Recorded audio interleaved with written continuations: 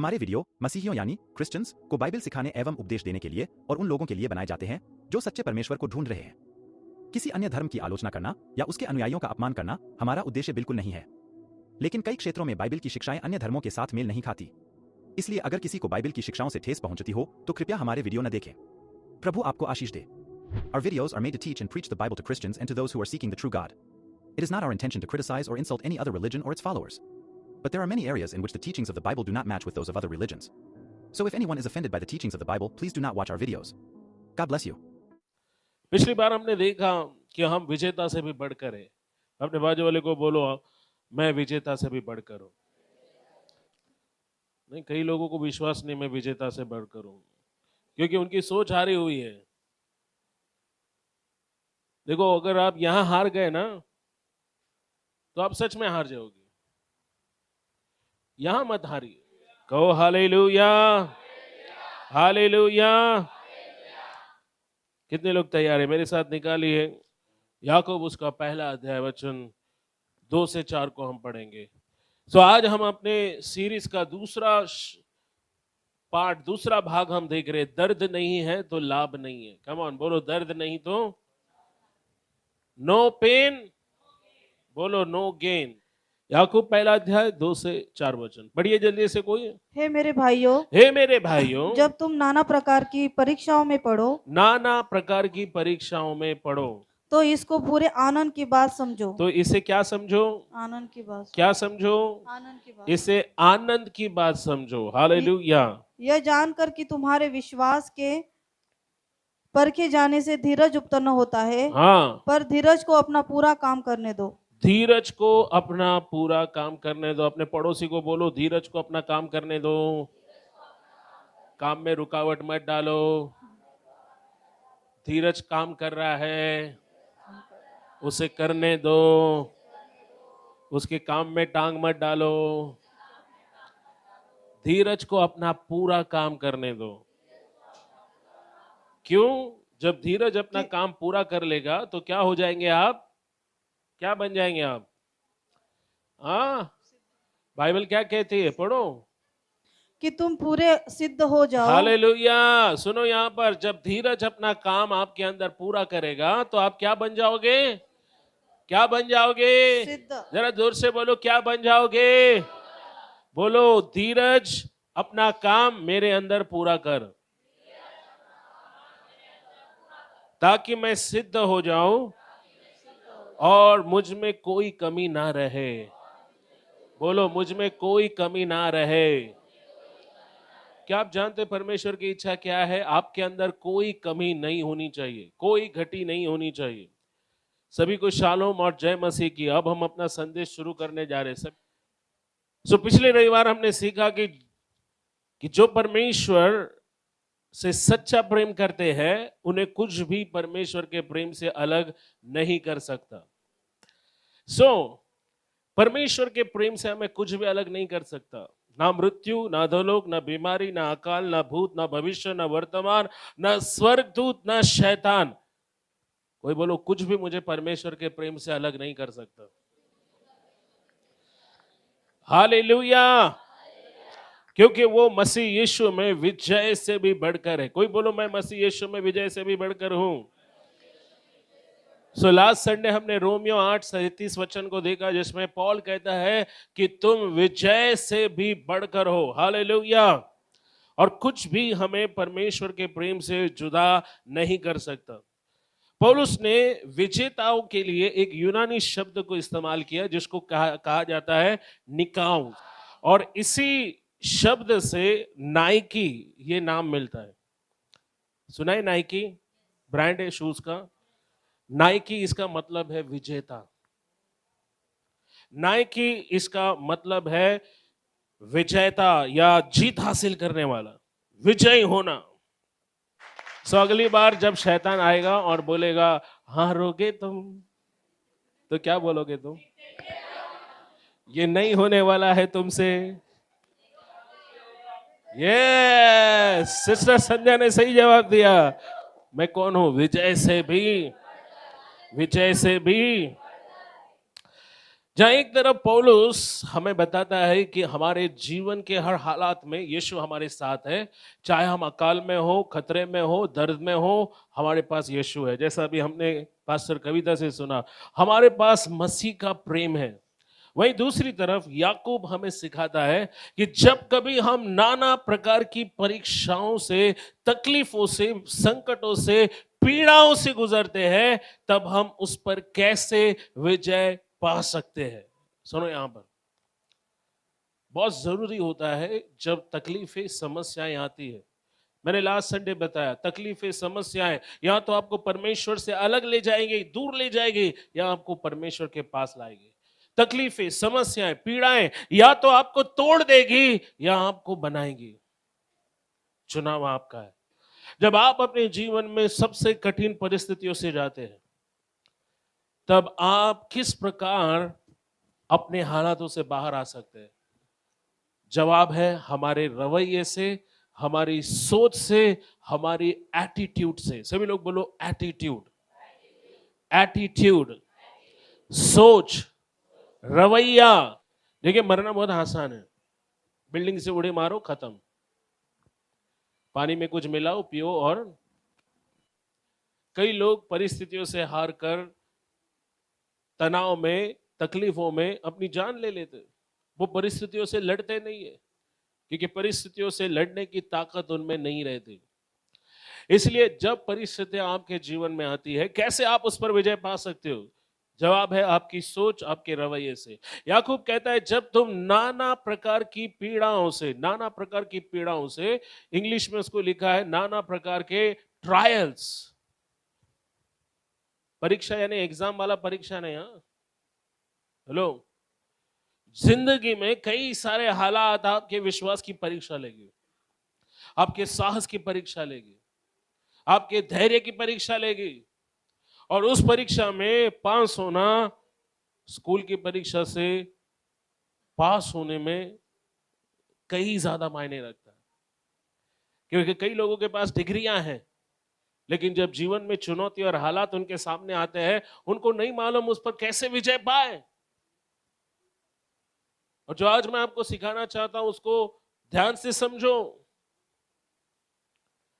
जिंदगी की परीक्षा में आप कैसे पास होंगे? याकूब कहता है जब नाना प्रकार की परीक्षाओं में तुम पढ़ते हो, तो इसे आनंद की बात समझो। बोलो बाजू वाले को, इसे आनंद की बात समझो। यानी जब आप समस्याओं में से जाते हो, घर में पैसा नहीं है, लेकिन आनंद मनाओ। हालात खराब है, आनंद मनाओ। पौलुस ने यही किया। जेल में बंद था, हाथों में सलाखें थी, बेड़ियां थी, सलाखों के पीछे बंद था। और आप देखो पौलुस रात में क्या कर रहे हैं। सभी लोग सो रहे थे, लेकिन पौलुस और सिलास आनंद मना रहे थे। हालेलुया, हालेलुया, स्तुति करेंगे, यीशु की हम स्तुति करेंगे। वो रात भर भजन कर रहे थे, तालियां बजा रहे थे, परमेश्वर को धन्यवाद दे रहे थे। परमेश्वर ने देखा कि ये मेरे बच्चे इतने मुझसे प्यार करते हैं कि इतना मार खाने के बाद भी, जेल में बंद होने के बाद भी, ये लोगों का मन, इनका विश्वास ठंडा नहीं हो गया। ये चुपचाप नहीं बैठे, ये रो नहीं रहे, ये मेरी बढ़ाई कर रहे हैं। इसलिए परमेश्वर को कहना पड़ा कि मुझे इनको छुड़ाने के लिए नीचे आना ही पड़ेगा। और जब परमेश्वर नीचे आया, मालूम क्या हुआ? वो जेल जिसमें वो बंद थे, वो नींव के साथ हिल गई। उनके हाथों में जो लोहे की जंजीरें थी, वो अपने आप टूटकर गिर गई। स्वर्गदूतों ने उस पूरे जेल को हिला दिया। समझ रहे आप? ये परमेश्वर ने देखा कि इन्होंने हार नहीं माना, ये अब भी परमेश्वर की बढ़ाई कर रहे, स्तुति कर रहे। रात को लोग सोते हैं, लेकिन ये ना खुद सो रहे थे, दूसरों को भी सोने नहीं दे रहे थे। बाइबल कहती रात के पहर वो क्या कर रहे थे? भजन कर रहे थे, वो आराधना कर रहे थे, वो स्तुति कर रहे थे, परमेश्वर को धन्यवाद दे रहे थे मार खाने के बाद। और उनको छुड़ाने के लिए परमेश्वर खुद नीचे आया, पूरा जेल हिल गया। सोचो आप,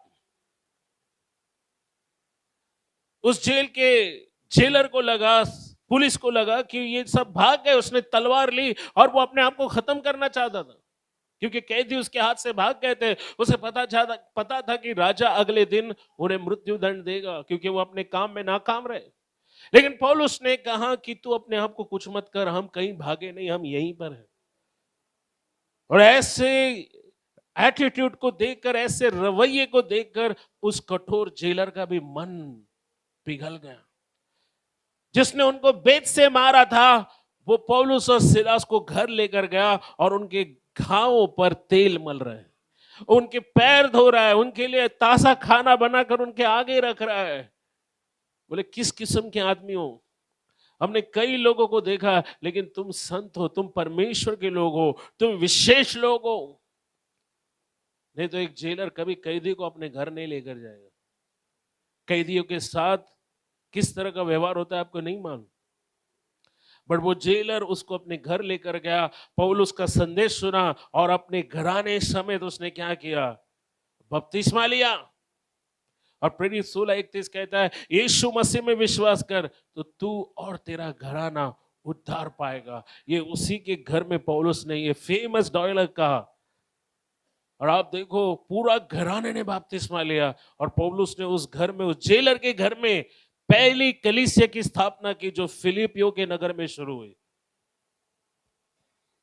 आप देखो पौलुस कहता है, जब तुम तकलीफों से जाते हो, नाना प्रकार के पीड़ाओं से जाते हो, तुम इसे पूरे आनंद की बात समझो। बहुत से जानकारों का मत है कि याकूब की पत्री नए नियम में लिखे जाने वाली पहली पुस्तकों में से एक है। 4 सुसमाचारों के पहले ये पुस्तक लिखी गई। इसे लिखा गया था आरंभ की कलीसिया के यहूदी विश्वासियों को उत्साहित करने के लिए, जिन्होंने विश्वास किया था कि यीशु ही मसीह है, परंतु अब उन्हें अपने विश्वास के कारण नाना प्रकार की ठोकरें खाने लगी, सताव से जाने लगा, क्योंकि यरूशलेम के ऊपर सताव आया कलीसिया पर। लोग अपनी जान बचाने के लिए यहां वहां भागने लगे, कई लोगों को अपनी जानें गंवाने लगी। और ऐसी हालत में उन विश्वासियों को लगा कि हमने तो यीशु पर विश्वास किया था कि वो ही मसीहा है, लेकिन जब सताव आया तो उन्हें लगा मानो उनकी पूरी दुनिया ही उलट चुकी है। सो यहां पहली बात जो याकूब उन्हें लिखता है, वो कहता है, वो बोलता है, या फिर वो अंगीकार करने के लिए नहीं कहता है, वो कहता है जब तुम समस्याओं से जाओ तो इसे बड़े आनंद की बात समझो। कंसीडर इट प्योर जॉय, इसे बड़े आनंद की बात समझो। याकूब कहता है कि हमारा स्वभाव, हमारी सोच हमें उस तकलीफ और पीड़ा में और दर्द में कैसा होना चाहिए? आनंद का होना चाहिए, ना कि शिकायतें करने वाला, कुड़कुड़ाने वाला, चिड़चिड़ाने वाला, हताश होने वाला, मुंह लटका कर बैठने वाला, मायूस और उदासी से गिर जाने वाला नहीं। जब आप समस्या से जाते हो, चुनौतियों से जाते हो, पैसा नहीं होता है, तबीयत ठीक नहीं है, काम जिसका अपेक्षा कर रहे कि काम होगा लेकिन वो काम नहीं हो रहा है, प्रार्थना कर रहे, उपवास कर रहे, सब कुछ करके देखा, कुछ नहीं हो रहा है, शांत रहो और प्रभु की आराधना करो, स्तुति करो, प्रभु को धन्यवाद दो। नहम्याह 8:10 में लिखा है, प्रभु का आनंद हमारी ताकत है। सो आनंद क्या है? आनंद आपकी ताकत है। जब भी आपके ऊपर कोई संकट आता है, हम घबरा जाते हैं, हम विचलित हो जाते हैं, हम नाराज हो जाते हैं, और धीरे धीरे हमारी मानसिकता जो है वो पीड़ितों वाली मनोदशा हमारी हो जाती है, पीड़ित यानी विक्टिम। मगर याकूब कहता है तुम्हारे नाना प्रकार की परीक्षा में तुम्हें आनंद मनाना चाहिए, क्योंकि जब आप आनंद को खो देते हो आप कमजोर बन जाते हो।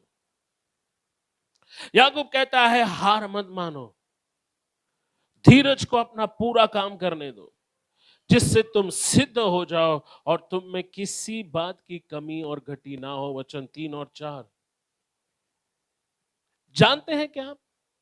सुनो, यहां पर धीरज का एक मकसद है, धीरज एक मकसद से काम करता है। अभी हमने वचन 3 और 4 में पढ़ा, क्या है वो मकसद? आपको सिद्ध बनाना, आप पूरी तरह से परमेश्वर के आशीषों के लिए तैयार हो जाए। वो कहता है ताकि तुम सिद्ध हो जाओ और तुम में किसी बात की कमी या घटी ना हो। क्या आप जानते हैं जब आप में कमी होगी तो आपका सिलेक्शन, आपका प्रमोशन, आपकी सफलता, सब कुछ आपसे दूर चला जाएगा। कितने लोग सुन रहे हैं? मुझे इधर ध्यान दो। अगर आप में कोई कमी है तो आप किसी अच्छे जॉब के लिए सिलेक्ट नहीं होंगे, आपको प्रमोशन नहीं मिलेगा, आपको जीवन में कामयाबी नहीं मिलेगी। क्यों? आपके अंदर कमी है। अगर आप में कोई कमी है तो आपका सिलेक्शन, प्रमोशन और आपकी सफलता आपसे दूर चली जाएगी। Do you understand this? और याकूब कहता है धीरज को अपना पूरा काम करने दो। जब आप धीरज को उसका काम करने नहीं देते हैं तो आप में बहुत सारी चीजों की कमी रह जाती है। आज आप सोच रहे हो, आप इतना प्रार्थना कर रहे हो, क्यों ये प्रॉब्लम अभी भी है? क्यों ये प्रॉब्लम जा नहीं रही? आप उपवास कर रहे हो लेकिन प्रार्थना सुनी नहीं जा रही है, क्योंकि धीरज क्या कर रहा है? बोलो, धीरज मेरे अंदर अपने काम को पूरा कर। यानी परमेश्वर रुका है, वो देख रहा है कि अभी आप अंडर कंस्ट्रक्शन हो। जब बीएमसी सड़क खोदती है तो सड़क खोदने के पहले एक बोर्ड लगाती, किसने पढ़ा है? उस बोर्ड के ऊपर क्या लिखा होता है?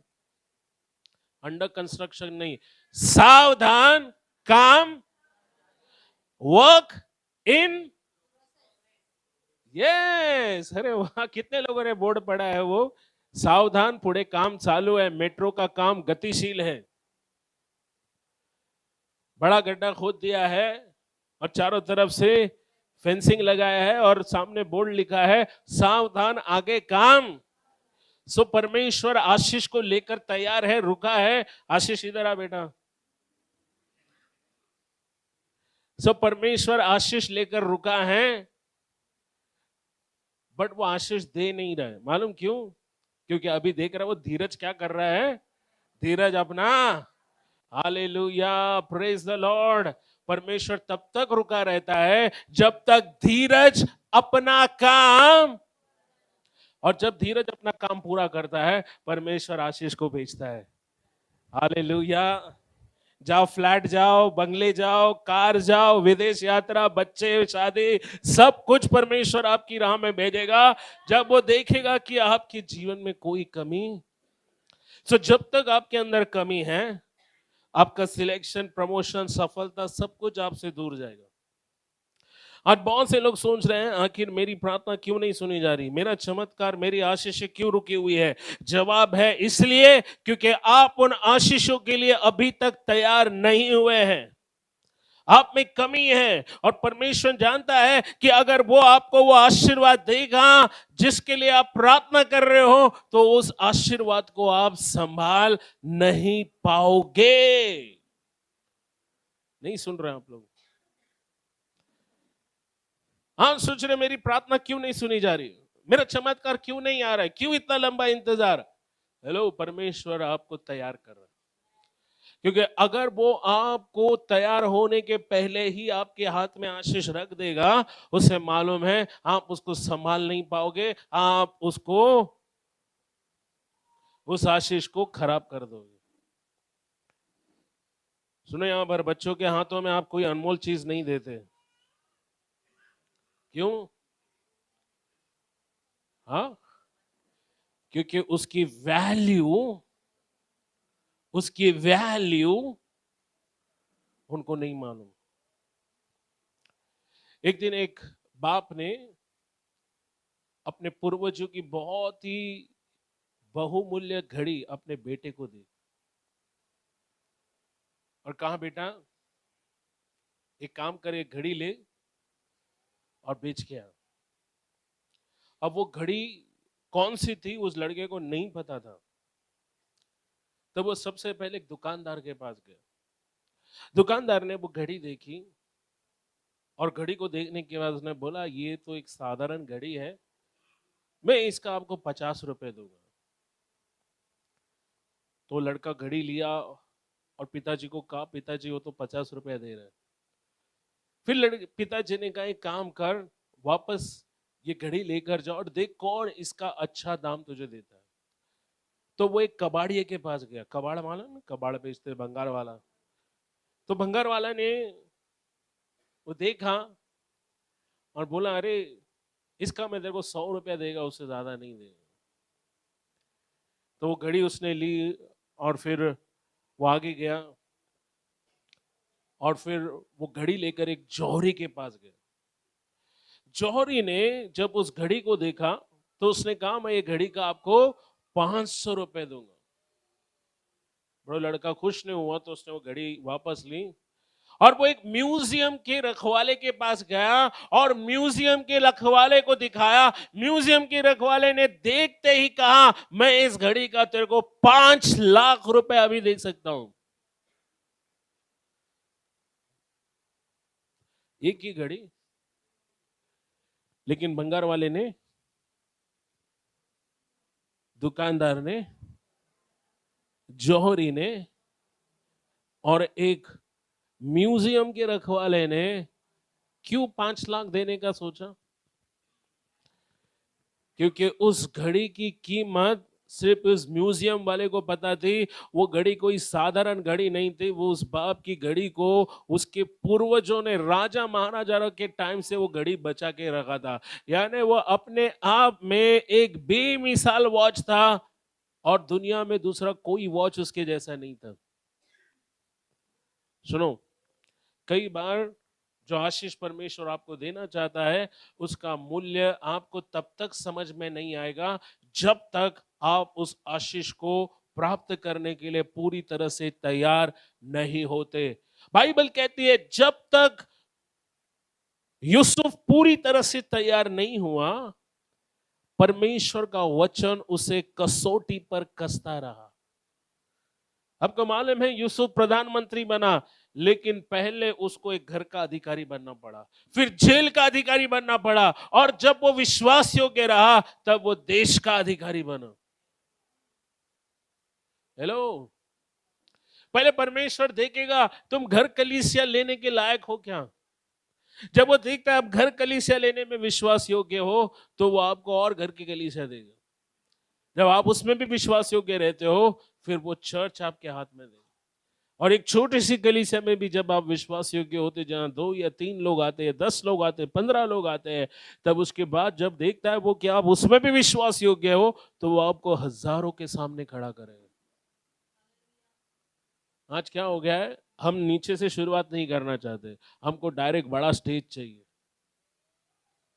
अरे बाइबल कहती है जब तक तुम में कमी होगी कोई तुमको खड़ा नहीं करेगा, इसलिए धीरज को उसका काम करने दो ताकि तुम में किसी चीज की कमी ना रहे।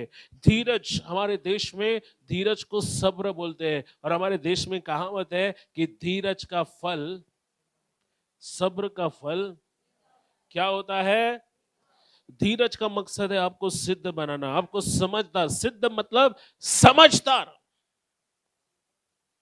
ताकि आप में कोई कमी ना रहे। याकूब कहता है जो दर्द और पीड़ा क्लेश में हार नहीं मानते हैं उनके लिए इनाम है। क्या है इनाम? याकूब कहता है धीरज को अपना मकसद पूरा करने दो।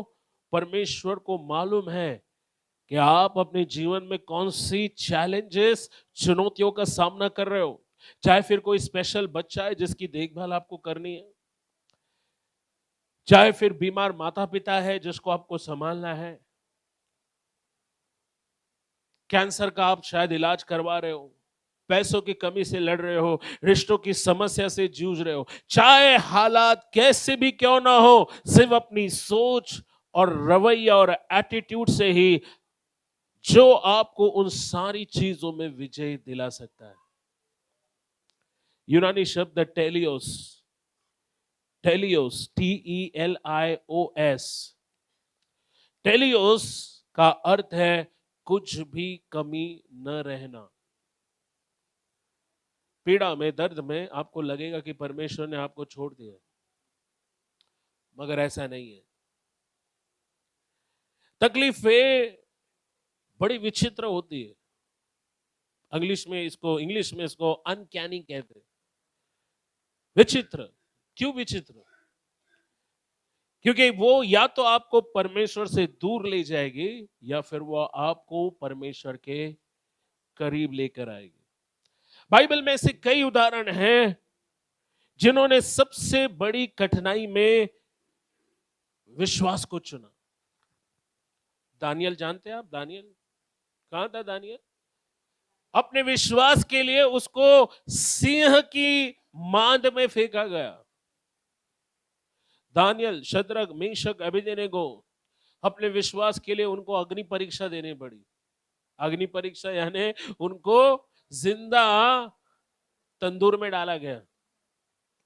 राजा ने बोला अभी भी है मौका, क्या कर, मेरी सोने की मूरत को क्या कर, नहीं तो अपने जान से हाथ धो बैठेगा।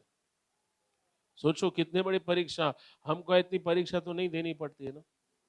लेकिन इन तीनों जवानों ने क्या कहा मालूम है? शद्रक, मेशक, अबेदनेगो ने, यही राजा, अगर हमारा परमेश्वर हमको नहीं भी बचाए तो भी हम तेरी मूर्ति के आगे। देखो दानियल सिंह के मांद में फेंका गया, लेकिन इस परमेश्वर ने क्या किया? दानियल को जब पकड़ा गया, उसके हाथ पैर बांधे गए, तब वो शायद सोचा होगा ना कि परमेश्वर तू किधर है, देख रहा है ना, देख तेरे लिए मुझे वो सिंह के पास लेकर जा रहे। सोचो अगर आप और मैं दानियल की जगह होते क्या होता? सिंह की बड़ी बड़ी दहाड़ हमको कान में सुनाई दे रही है। हाँ, क्या होता अगर हम दानियल की जगह पर होते और हमको पकड़ के रस्सी से बांध दिया होता? सोचो वो मांद में गिरने के पहले ही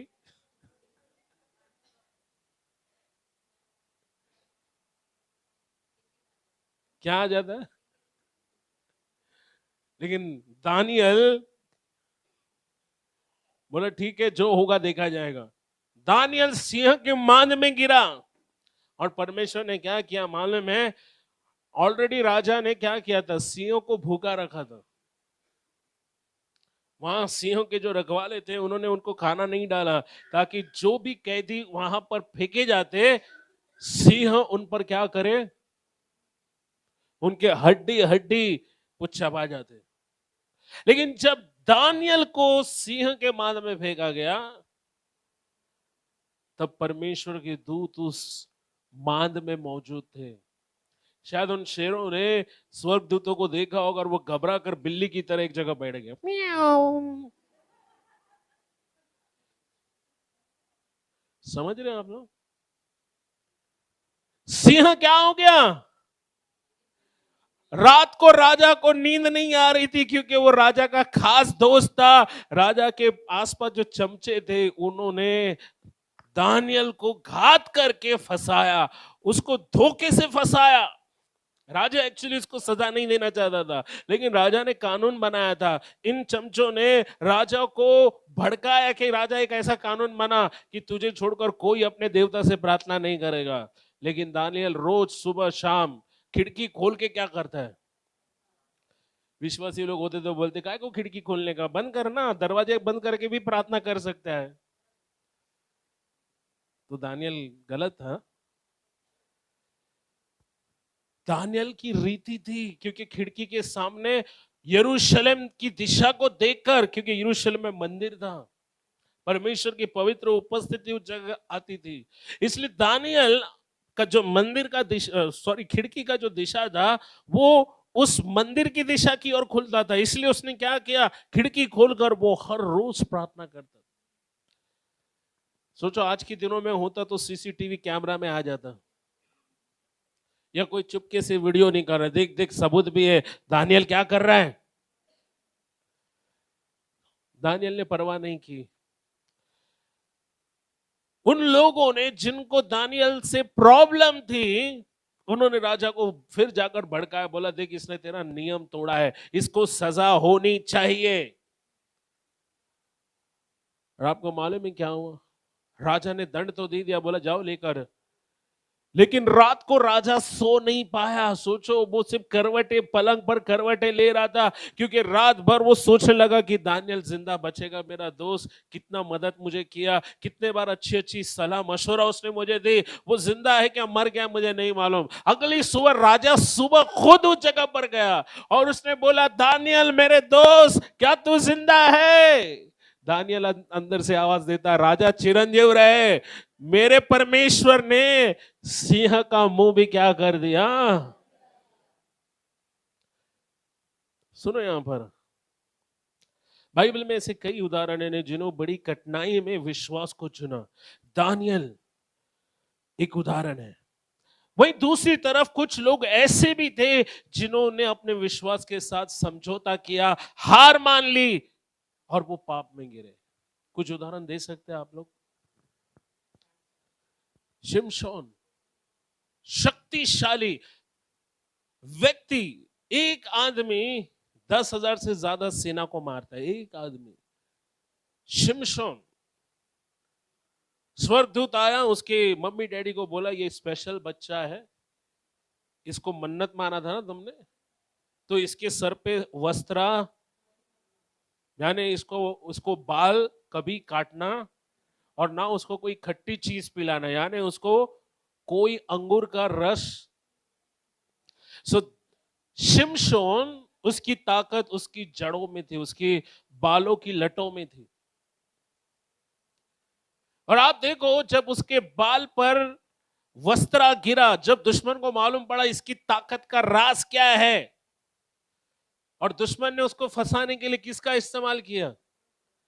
हाँ, किसका इस्तेमाल किया? एक स्त्री का इस्तेमाल किया, दलीला।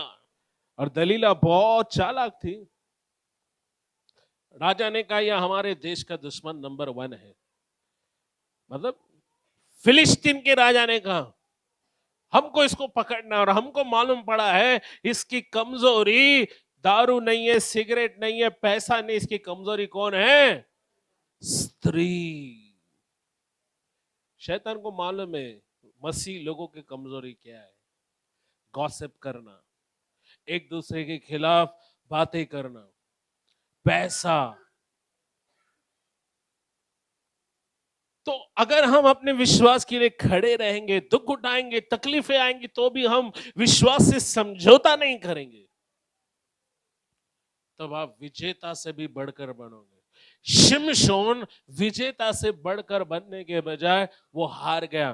मालूम क्यों? एक गलती की, उसने अपना राज दलीला पर प्रकट कर दिया। कई बार उसने उस स्त्री को अवॉइड करने की कोशिश की, लेकिन वो हर बार उस पर दबाव डालती, बता बता बता बता। स्त्रियों में एक बहुत अच्छी क्वालिटी है, वो मन की बात अंदर से निकाल सकती है, निकाल सकती है। मन के अंदर क्या है ये बाहर कौन निकाल सकता है? स्त्री। तो राजा ने बहुत अच्छी चाल चली, उसने शिमशोन को पकड़ने के लिए दलीला को बोला जा और उसका सीक्रेट जान, उसकी ताकत का राज क्या है। एक आदमी 10 आदमी को मार सकता है, 10,000 को नहीं मार सकता है। ये ताकत, ये शक्ति कैसे मिली उसको कि जिंदा सिंह को फाड़ देता है वो? किसने ताकत आई? कहां से ताकत आई? पवित्र आत्मा उस पर आता था। क्या आता था? लेकिन शिमशोन ने अपना विश्वास को खो दिया, उसने हार मान ली, उसने समझौता किया, और फिर वो तमाशा बन गया। उसकी आंखें फोड़ दी गई, उसका सर पे वस्त्रा मारा गया, टकला किया गया, और उससे चक्की पिसाई गई। क्या पिसाई गई?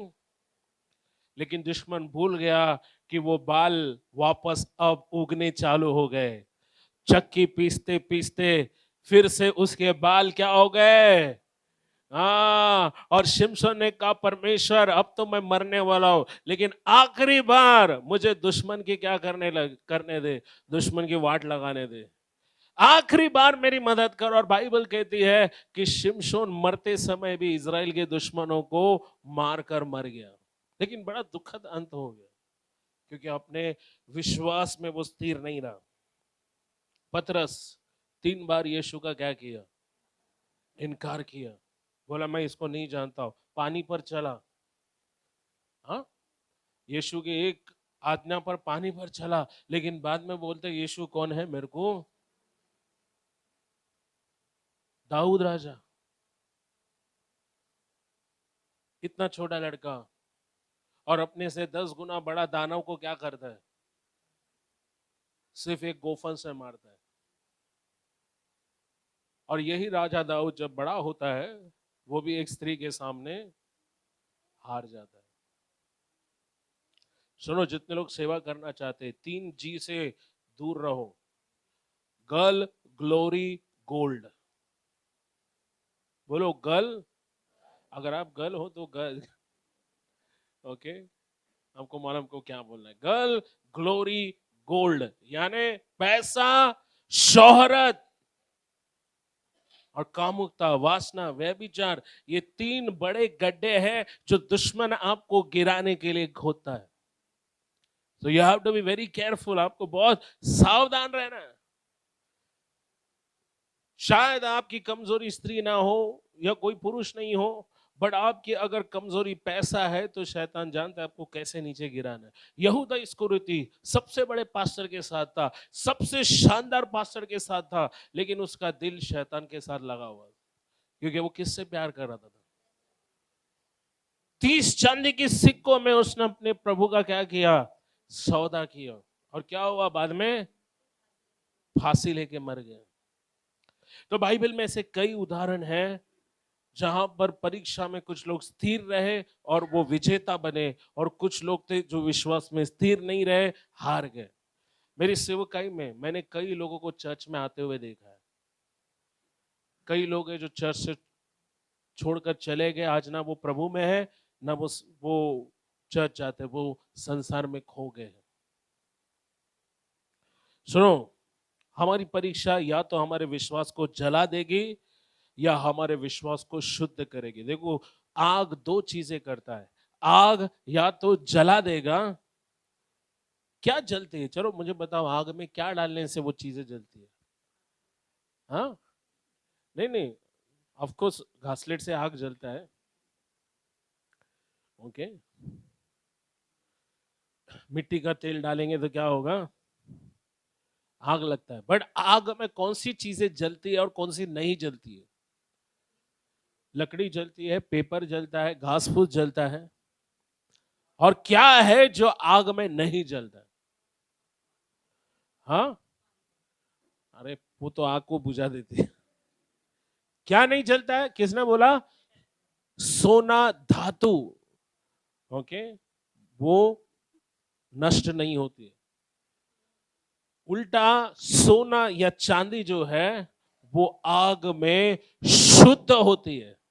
तो इसलिए मैंने कहा, या तो परीक्षाएं आपके विश्वास को जला देगी, कौन सा विश्वास जो बहुत कमजोर है, या फिर आपके विश्वास को शुद्ध करेगी।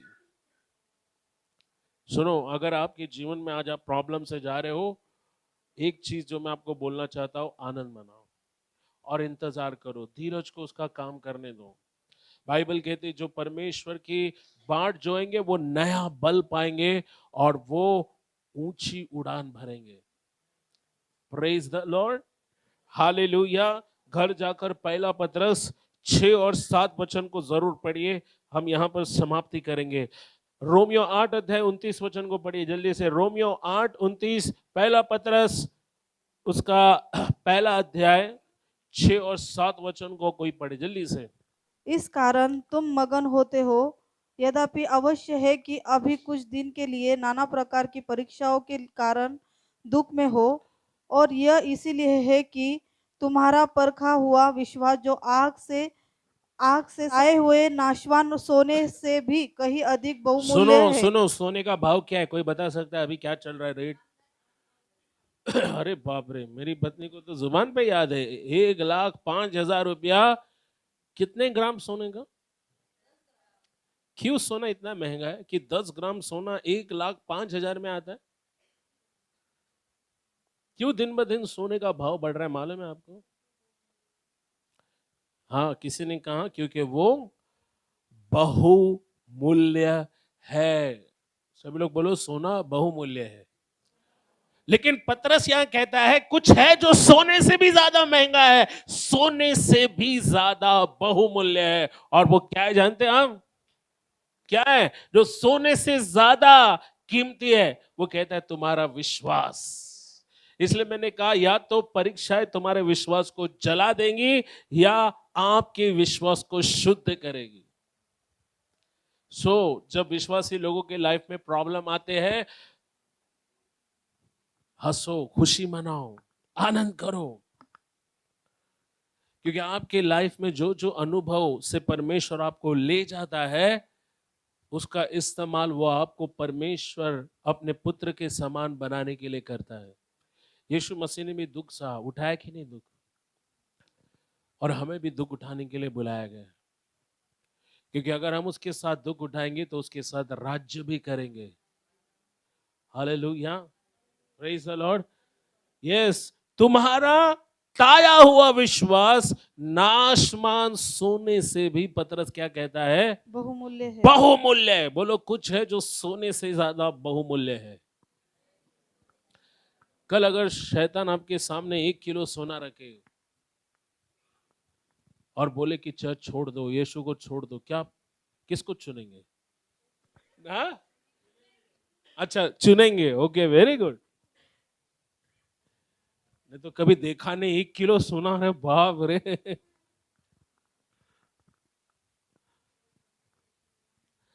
और शैतान ये डायरेक्ट ऑफर नहीं रखता है।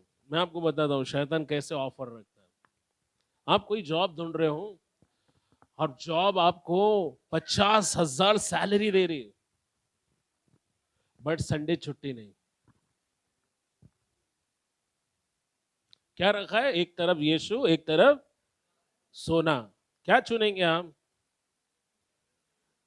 पास्टर का क्या है? पास्टर तो हर संडे लेक्चर देते हैं और घर जाते हैं। घर तो मेरे को ही चलाना है ना। पास्टर आके चलाएंगे? पास्टर आकर राशन देंगे? तुम्हारा भरोसा किस पे है? पास्टर पर है कि यीशु मसीह पर है? तो पास्टर क्यों आपका राशन भरेगा? हेलो। बट हमारा विश्वास नहीं होता है ना, तो हम क्या बोलते हैं, अगर मैं काम पर नहीं जाऊंगा मेरा घर कौन चलाएगा? तो वो 50,000 का ऑफर हमें अच्छा लगता है और हम ये भूल जाते हैं कि संडे को छुट्टी नहीं है, संडे को चर्च बंद, प्रार्थना बंद। प्रभु कब प्रभु से दूर हो गए मालूम नहीं। बाद में 4 दिन की चांदनी, मतलब 4 दिन प्रभु भी देखता है, अरे मजा कर रहा है, सेल्फी निकाल रहा है, हाँ इंस्टाग्राम पे डाल रहा है, दोस्तों को दिखा रहा है, हवा कर रहा है, स्टेटस पे डाल रहा है। बाद में कोविड महामारी आती है, फिर लॉकडाउन लगता है, फिर सारी हवा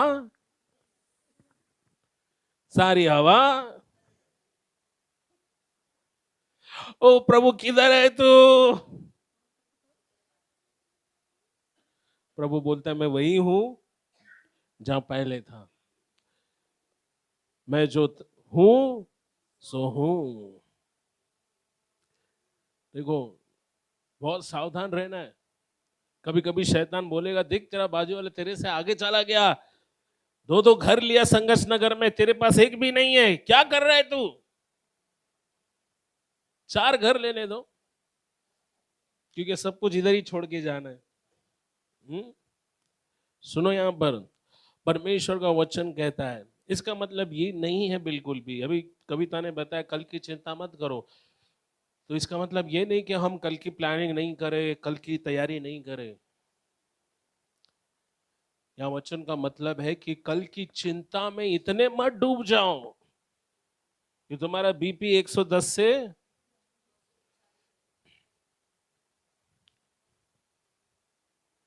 क्योंकि उसी अध्याय में मत्ती 6:27 में यीशु पूछता है तुम में से कौन है जो चिंता करके अपनी आयु, प्रश्न चिन्ह है, कौन है, कौन है, कौन है चिंता करके अपना जिंदगी बड़ा कर सकता है? नहीं, उल्टा चिंता करके जिंदगी, तो अपनी सारी चिंताएं कहां रखो? यीशु के कदमों में।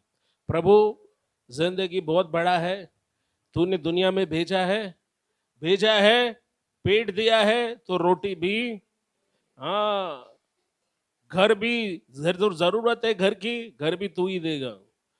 बस विश्वास करो, घबराओ मत, चिंता मत करो, सिर्फ आनंद मनाओ। बोलो आनंद मनाओ।